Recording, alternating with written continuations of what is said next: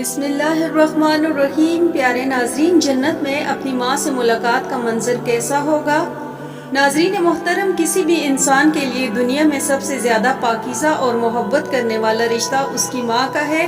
اس کے بعد انسان کے سگے بہن بھائی اور پھر دوسرے رشتہ دار آتے ہیں۔ اس دنیا میں قائم یہ رشتہ کسی بھی انسان کے لیے اولین ترجیح ہوتے ہیں، جبکہ کچھ رشتے تو ہماری زندگی کے ایسے اہم اور لازم ہوتے ہیں کہ ان کے بغیر زندگی گزارنا ناممکن اور محال ہو جاتا ہے۔ ناظرین، جنت ایک ایسی شاندار اور بے مثال جگہ ہے جو اللہ تعالیٰ نے ایمان والوں کے لیے بنائی، اور اس میں ایسی نعمتیں رکھی جو نہ کسی آنکھ نے دیکھی اور نہ کسی کان نے سنی اور نہ ہی کسی کے دل میں ان کا خیال آیا۔ جنت کے بارے میں جو کچھ بھی بیان کیا جاتا ہے وہ صرف سمجھانے کے لیے ہوتا ہے، ورنہ دنیا کی اعلیٰ ترین چیزوں کا بھی جنت کی کسی نعمت سے کوئی مقابلہ نہیں۔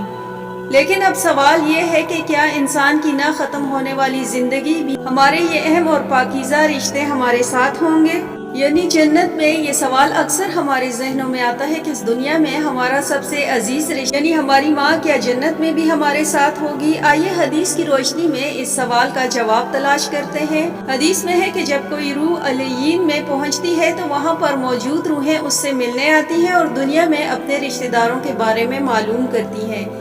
اس طرح سے جب کوئی انسان مرنے کے بعد علیین میں پہنچتا ہے تو اس کے رشتہ دار اس سے ملتے ہیں، جیسے کسی دور دراز آنے والے مسافر سے ملاقات کی جاتی ہے اور دونوں آپس میں مل کر بہت خوش ہوتے ہیں۔ ارشاد باری تعالیٰ ہے کہ اے میرے بندو، آج تم پر نہ کوئی خوف طاری ہوگا اور نہ تم غمگین ہوں گے۔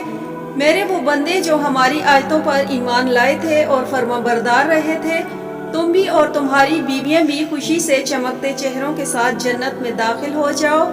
ان کے آگے سونے کے پیالے اور گلاس گردش میں لائے جائیں گے، اور اس جنت میں ہر وہ چیز ہوگی جس کی دلوں کو خواہش ہوگی اور جس سے آنکھوں کو لذت حاصل ہوگی۔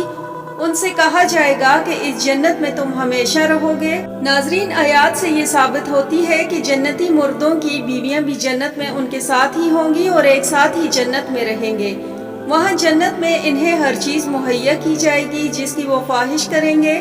حضرت ابو ہریرہ رضی اللہ تعالیٰ عنہ سے روایت ہے کہ رسول کریم صلی اللہ علیہ وآلہ وسلم نے ارشاد فرمایا کہ جس وقت کوئی مومن بندہ مرنے کے قریب ہوتا ہے تو رحمت کے فرشتے سفید ریشمی کپڑا لے کر آتے ہیں۔ وہ روح سے کہتے ہیں کہ نکل جا،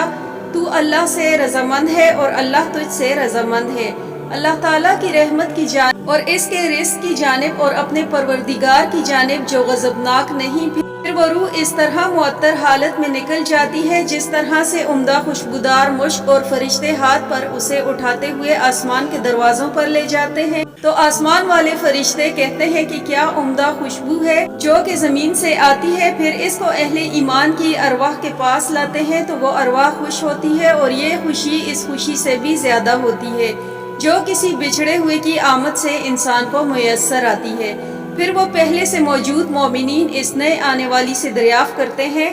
کہ فلاں آدمی نے کیا کیا اور فلاں آدمی کا کیا ہوا، یعنی جس شخص کو دنیا میں چھوڑ کر گئے تھے اب وہ کس طرح کے کاموں میں مشغول ہے۔ پھر ان میں سے چند ارواحیں آپس میں ایک دوسرے سے کہتی ہیں کہ ابھی ٹھہر جاؤ اور اسے چھوڑ دو، کیونکہ یہ دنیا کے غم میں مبتلا تھا۔ اور یہ روح پوچھتی ہے کہ کیا وہ شخص ابھی تم لوگوں کے پاس نہیں پہنچا؟ تو وہ تو کب کا مر چکا تھا۔ اس پر وہ روحیں کہتی ہیں کہ پھر تو وہ جہنم میں ہوگا۔ تو ناظرین، پیارے نبی حضرت محمد صلی اللہ علیہ وآلہ وسلم نے فرمایا کہ تمہارے اعمال تمہارے ان رشتہ داروں کو اور خاندان والوں کے سامنے جو آخرت یعنی عالم برزخ میں ہیں پیش کیے جاتے ہیں۔ اگر نیک عمل ہوں تو وہ خوش ہوتے ہیں اور کہتے ہیں کہ اللہ آپ کا فضل اور رحمت ہے، پس اپنی یہ نعمت اس پر یوں کیجئے اور اس پر اس کو موت دیجئے۔ اس طرح ان پر گناہگار شخص کا عمل بھی پیش ہوتا ہے تو کہتے ہیں کہ اللہ اس کے دل میں نیکی ڈال دے جو تیری رضا اور قرب کا سبب ہو جائے۔ مختلف روایات سے معلوم ہوتا ہے کہ جنت میں مختلف رشتہ دار ایک دوسرے کو پہچانتے ہوں گے اور ایک دوسرے سے ملتے جلتے رہیں گے، اور ان میں سے بعض کو ایک ساتھ رکھا جائے گا۔ سورہ طور میں آیت نمبر 21 میں اللہ تعالیٰ کا فرمان ہے، اور جو لوگ ایمان لائے اور ان کی اولاد نے بھی ایمان میں ان کی پیروی کی تو ان کی اولاد کو ہم انہی کے ساتھ شامل کر دیں گے اور ان کے عمل میں کسی چیز کی کمی نہ کریں گے۔ حضرت ابن عباس رضی اللہ تعالیٰ عنہ سے مروی ہے کہ بے شک اللہ تعالیٰ مومن کی آنکھ کو ٹھنڈا کرنے کے لیے ان کی اولاد کو ان کے اصل مقام سے بلند کر کے اس کے پاس اس کے درجے میں پہنچا دیں گے۔ اگرچہ یہ اولاد اپنے اعمال کے اعتبار سے اس درجے تک نہ پہنچتی ہو تو پھر آپ صلی اللہ علیہ وآلہ وسلم یہ آیت تلاوت فرمائی، اور جو لوگ ایمان لائے ہیں ان کی اولاد نے بھی ایمان میں ان کی پیروی کی۔ اس سے معلوم ہوتا ہے کہ انسان کی اولاد کو اس کی خواہش کے مطابق ان کے ساتھ ہی رکھا جائے گا۔ جو لوگ جنت میں جائیں گے تو یقیناً یہ لوگ ہوں گے جنہوں نے اس دنیا میں نیک اعمال کیے ہوں گے، جبکہ ایسے لوگ بھی ہوں گے جنہوں نے گناہ کیے ہوں گے لیکن اپنے گناہوں پر شرمندہ ہو کر اس دنیا میں اللہ سے معافی مانگ لی ہو اور صدقے دل سے توبہ و استغفار کر لیا ہو تو اللہ تعالیٰ ان کو معاف فرما کر جنت میں داخل کرے گا۔ یہاں اللہ تعالیٰ ان کی ہر خواہش پوری فرما دے گا، اور یقیناً اس کی خواہش میں سے ایک خواہش یہ بھی ہوگی کہ دنیا میں اس سے جو بھی گناہ سرزد ہو چکے ہیں یا کوئی گناہ والے اعمال اس نے کیے ہوں تو اس سے وہ تمام اعمال بھلا دیے جائیں گے، کیونکہ جنت امن اور سکون کی جگہ ہے جہاں منفی خیالات اور غم و غصے کی گنجائش نہ ہوگی، اور ایک مومن اور جنتی کے لیے ہر طرف خوشحالی ہی خوشحالی ہوگی، جیسا کہ سورہ بقرہ کی آیت نمبر 25 میں ارشاد باری تعالیٰ ہے، اور جو لوگ ایمان لائے اور نیک عمل کرتے رہے ان کو خوشخبری سنا دو کہ ان کے لیے جنت کے باغ میں جن کے نیچے نہریں بہہ رہی ہوں گی، جب انہیں ان میں سے کسی قسم کا میوہ کھانے کو دیا جائے گا تو کہیں گے تو یہ تو وہی ہے جو ہم کو پہلے بتایا گیا تھا، اور انہیں ایک دوسرے کے ہم شکل میوے دیے جائیں گے، اور وہاں ان کے لیے پاک بینیاں ہوں گی اور وہ بہشتوں میں ہمیشہ رہیں گے۔ محترم ناظرین، ایک اور حدیث میں ہے کہ رسول اللہ صلی اللہ علیہ وآلہ وسلم نے فرمایا،